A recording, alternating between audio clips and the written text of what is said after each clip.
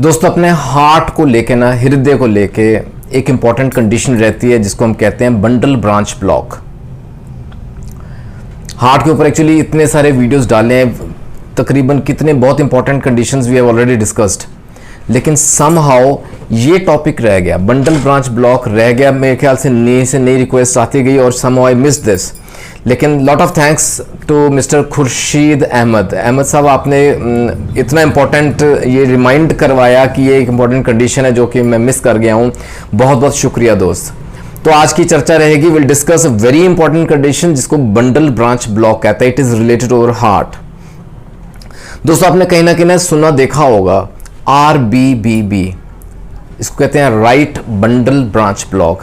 इसी प्रकार से एक लेफ्ट बंडल ब्रांच ब्लॉक भी होता है LBBB, लेकिन दोनों में से ज्यादा कॉमन रहता है राइट बंडल ब्रांच ब्लॉक। इसके ऊपर will restrict our discussion on this.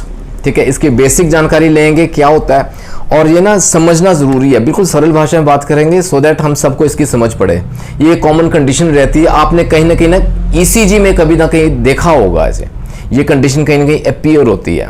अगर हम रूटीन में किसी और वजह से भी ECG करवाने गए हैं ना, तो ये अचानक से अपीयर हो जाएगी। कई बार इसके लक्षण नहीं रहते, लेकिन इसको समझें ये क्या है, क्यों होता है, इसके साथ जुड़े हुए क्या तकलीफें हैं हृदय को हो सकती हैं, पॉसिबल हैं, और क्या उसके कॉम्प्लिकेशंस हैं, क्या सिम्टम्स हैं, और क्या होम्योपैथी यहाँ मदद करती है।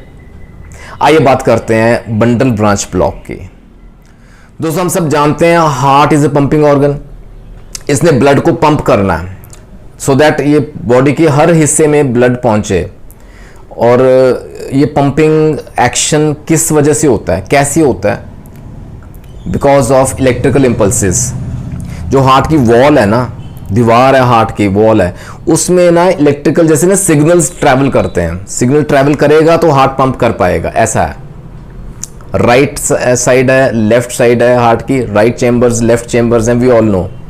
ठीक है, दोनों तरफ ना ब्रांचेस होती हैं इसके ना, एक जैसे ना शाखाएं और बन जाती हैं जहां से ये इलेक्ट्रिक सिग्नल ट्रैवल करता है।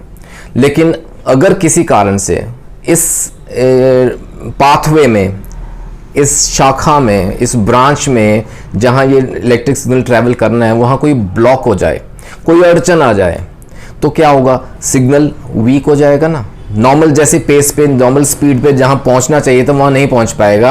हार्ट की जो पंपिंग एक्शन है ना, इसको डिस्टर्ब कर देगा, जिस वजह से इसको कहते हैं BBB, that is bundle branch block. अब ये अगर राइट साइड में ज्यादा हो रहा है तो इसको RBBB का नाम दे देते हैं, राइट बंडल ब्रांच ब्लॉक, जो कि ज्यादा कॉमन है।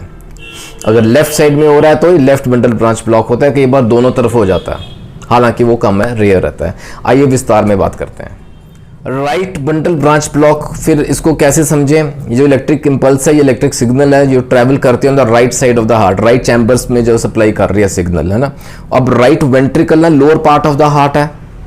अब वहां तक पहुंचते पहुंचते ना सिग्नल पहुंचेगा जरूर, लेकिन धीमा हो जाएगा, उसकी स्पीड कम हो जाएगी as compare to the left ventricle. अगर कंपेयर करें, अगर राइट बंडल ब्रांच ब्लॉक है तो राइट साइड की जो ब्रांचेस है ना, उसमें ब्लॉकेज है, वो सिग्नल में अड़चन आ रही है। लेफ्ट नॉर्मल काम कर रहा है, यानी कि जब राइट वेंट्रिकल को सिग्नल पहुंचेगा ना कि उसने कॉन्ट्रैक्ट करना है, ब्लड एजेक्ट करना है, तब तक वो लेफ्ट वेंट्रिकल अपना काम कर चुका होगा। यानी कि राइट वेंट्रिकल को सिग्नल लेट मिलेगा, वो लेट एजेक्ट करेगा ब्लड को, और यानी कि जो आउटपुट है ना ब्लड की, वो उतनी नहीं हो पाएगी जितनी नॉर्मली होनी चाहिए। इस वजह से क्या होगा? हार्ट को ना और ज्यादा हार्ड वर्कआउट करना पड़ेगा सो दैट नॉर्मल ब्लड जितना चाहिए वो बाहर निकले राइट वेंट्रिकल से।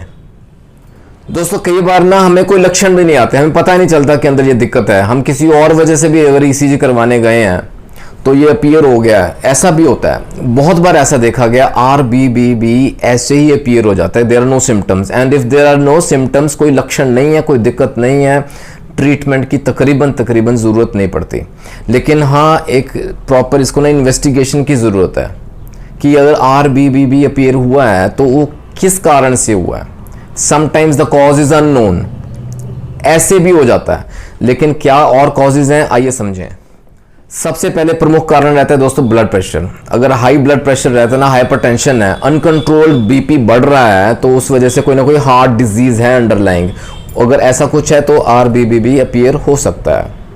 अच्छा, कई जरूरी नहीं हार्ट के साथ लिंक्ड है, कई बार ना हमारे फेफड़ों की दिक्कत है, COPD we call, coronary obstructive pulmonary disorder, अगर ये कारण बनता है ना, उस वजह से भी ECG में ये आता है RBBB।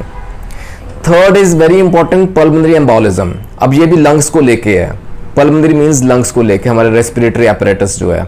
एम्बोलिज्म इसमें ना जैसे ना ब्लड क्लॉट बन गया, लंग्स में कहीं क्लॉट है, अब इस वजह से भी ECG में RBBB अपीयर हो सकता है।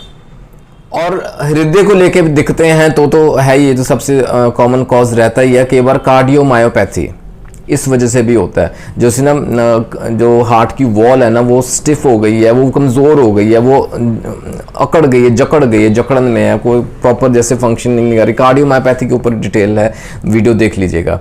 Then secondly is right side heart failure, क्योंकि राइट साइडेड में ब्रांच में ब्लॉक आया ना, तो right side heart failure could be a cause जिस वजह से ये अपीयर हुआ है।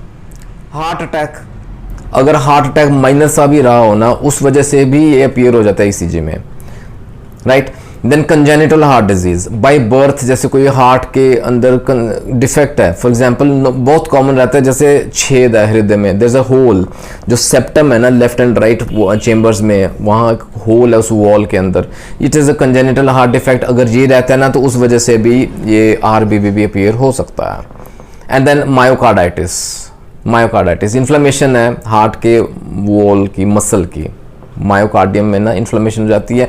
ये डिटेल ऑलरेडी सब वीडियोस डाले हुए हैं, देख लीजिएगा अगर बेसिक जानकारी चाहिए। मैं आपको बताऊं, हार्ट एंड होम्योपैथी प्लेलिस्ट है going Guru Nanak hairs playlist में, हार्ट एंड होम्योपैथी, वो देख लीजिएगा। तकरीबन 80, 85, 85 वीडियोज़ हैं हार्ट के ऊपर, and these are all I have discussed in detail. दोस्तों इसी प्रकार से अगर हम थोड़ी सी बात करें LBBB की भी, यानी कि लेफ्ट बंडल ब्रांच ब्लॉक, हालांकि ये कम रहता है, लेकिन ये तकरीबन तब शो होता है ECG में अगर कोई हार्ट के टिश्यू में डैमेज हुआ है।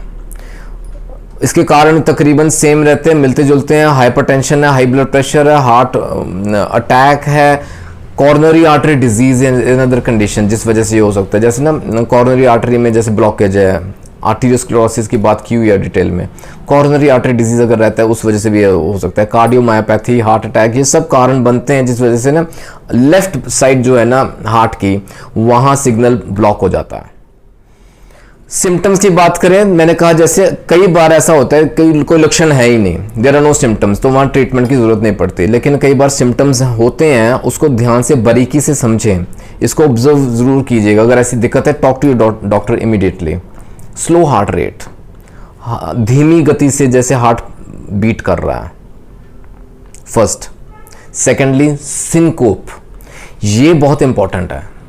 कई बार ना ऐसा क्रॉनिक हार्ट डिजीज है या बीपी बढ़ रहा है या किसी कारण से अरिदमिया जैसे एक और सिम्टम आता है, इरेगुलर अनयूजुअल हार्ट बीट, जिस वजह से सिंकोप हो जाता है। सिंकोप यानी कि फेंटिंग के जैसे एपिसोड्स आते हैं, बंदा बेहोश हो जाता है, बेहोशी की हालत में पहुंच जाता है। ऐसी ना प्री सिंकोप भी होता है कि उसको लगता है मैं बेहोश होने वाला हूं, होता नहीं है, लेकिन वो सेम फेंटिंग वाले सिम्टम्स रहते हैं।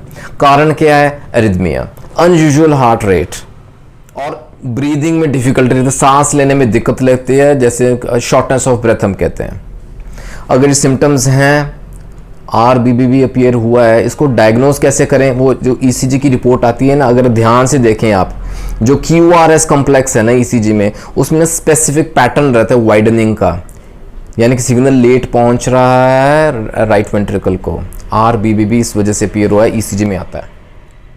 तो दोस्तों ये तो थी बेसिक जानकारी about bundle branch block. Right side का है तो क्या है कारण और सिम्टम्स, लेफ्ट साइड का है तो उसमें क्या कारण और सिम्टम्स बनते हैं। ठीक है, सिम्टम्स तकरीबन मिलते जुलते हैं, सेम रहते हैं, और कई बार देयर आर नो सिम्टम्स, और सिम्टम्स के आधार पर ही दवा का चूज़ किया जाएगा, दवा चालू करेंगे। इन होम्योपैथी कम्स टू रेस्क्यू। अगर कार्डियोमायोपैथी की वजह से हो रहा है, अगर कंजेनिटल हार्ट डिजीज की वजह से हो रहा है, अगर अनकंट्रोल्ड हाइपरटेंशन है, बीपी कंट्रोल में नहीं आ रहा है, यानी कि जो जो हमने कारण डिस्कस किए हैं ना, उन वजहों से, उन कारणों की वजह से यार, उस वजह से जो जो दवाएं निकलती हैं होम्योपैथी में, डिपेंडिंग अपॉन दोज रीजंस और जो सिम्टम्स हैं, चेस्ट पेन है, शॉर्टनेस ऑफ ब्रेथ है, यानी कि अलग अलग सिम्टम्स के आधार पे अलग अलग दवाएं हैं। So we can not pin point कोई फिक्स्ड रेमेडी नहीं दे सकते कि हाँ RBBB आया है तो ये दवा लें ठीक हो जाएगा, ऐसा नहीं है। टॉक टू योर फिजिशियन, अपने फिजिशियन की सलाह ज़रूर लें, अपना केस दें, कारण, फैमिली हिस्ट्री सब डिस्कस किया जाता है। फिर भी before I and the video आपके सामने 5 प्रमुख दवाएं रखता हूं दोस्तों, जो कि नॉर्मली यूज़ की जाती हैं, और अगर RBBB आ रहा है ना तो ये दवाएं अपने पास रखें, अपने डॉक्टर की सलाह लेके शुरू करें। इसमें बहुत ही महत्वपूर्ण रोल रहता है दोस्तों। The number 1 medicine I will say is spigelia, secondly naja. ये जो अरिदमिया के सिम्टम्स में बात की है ना हमने, अरिदमिया का वीडियो देख लीजिएगा, और उस वजह से ना एंग्जाइटी के सिम्टम्स भी रहते हैं। नाजा वहाँ बहुत महत्वपूर्ण रोल अदा करती है, जहाँ हमें लगता है कि कुछ भी दिक्कत आ रही है ना एब्डोमेन में, तो ध्यान वहीं जाता है कि यार हार्ट की वजह से तो नहीं हो रहा कहीं, तो ये एंग्जाइटी की वजह से होता है। Arnica is another important medicine, and finally digitalis and arnica, these are another 2 very beautiful medicine जो हम यहाँ दे सकते हैं। तो दोस्तों ख्याल रखिए अपना। आई होप RBBB की बेसिक इन्फॉर्मेशन आपके सामने क्लियर है, कहीं ना कहीं किसी ना कोई ना फ़ायदा ज़रूर पहुँचे। Share this video to spread the knowledge. Take care, अपना ख्याल रखें। Let your heart pumping regularly and healthily. जल्दी मिलेंगे अगले वीडियो में दोस्तों। Take care, God bless.